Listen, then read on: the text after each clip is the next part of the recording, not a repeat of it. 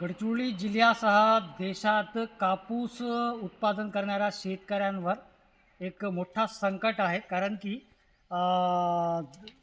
दुसऱ्या देशात युद्ध सुरू असल्यामुळे युद्धाचे परिणाम भारत देशासह महाराष्ट्र, तेलंगणा, छत्तीसगड राज्यातही पाहायला मिळत आहे. कापूस विक्री जी आहे ते गडचिरोली जिल्ह्यात अनेक ठिकाणी जे आहे शेतकरी करीत असतात आणि सध्या तेलंगणा राज्यातही गडचिरोली जिल्ह्यातील शेतकरी जे आहे ते कापूस विक्री करीत असतात. परंतु आंतरराष्ट्रीय बाजारपेठ बंद असल्यामुळे ट्रान्सपोर्ट जे आहे इंटरनॅशनल ट्रान्सपोर्ट जे आहे ते बंद असल्यामुळे सध्या कापूस विक्रीवर एक परिणाम झालेला आहे आणि कापसाची विक्री यावेळी शेवटचा दर जे आहे ते 8,100 रुपये होता. त्यानंतर कापूस विक्री जी आहे ते थांबवण्यात आलेली आहे.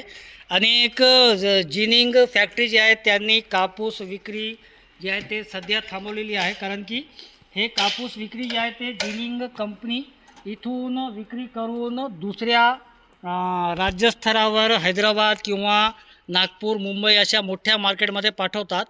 तिथून दुसऱ्या देशाला जे आहे ते कापूस जात असते.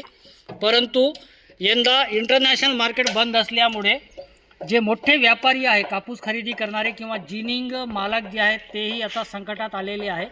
कारण की गडचिरोली जिल्ह्यात कापूस सर्वात जास्त उत्पादन शेतकरी करीत असतात. तेलंगणा राज्यातील वरंगल किंवा करीमनगर, आदिलाबाद, मंचिर्याल या जिल्ह्यातही सर्वात जास्त शेतकरी जे आहे ते कापूस उत्पादन करीत असतात. परंतु दुसऱ्या देशात विक्रीसाठी अनेक समस्या येत असल्यामुळे मोठे व्यावसायिक जे आहेत ते आता संकटात आले असून हे युद्ध संपल्यानंतरच इंटरनॅशनल मार्केट जे आहे ते सुरू होणार आहे. यासाठी एक संकट या व्यापाऱ्यांवर किंवा शेतकऱ्यांवर निर्माण झालेलं आहे.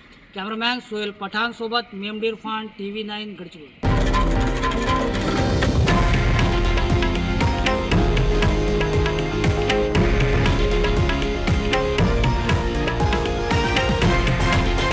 हे आहे देशातील नंबर 1 न्यूज नेटवर्क आणि आपण पाहत आहात TV9 मराठी, एकमेव.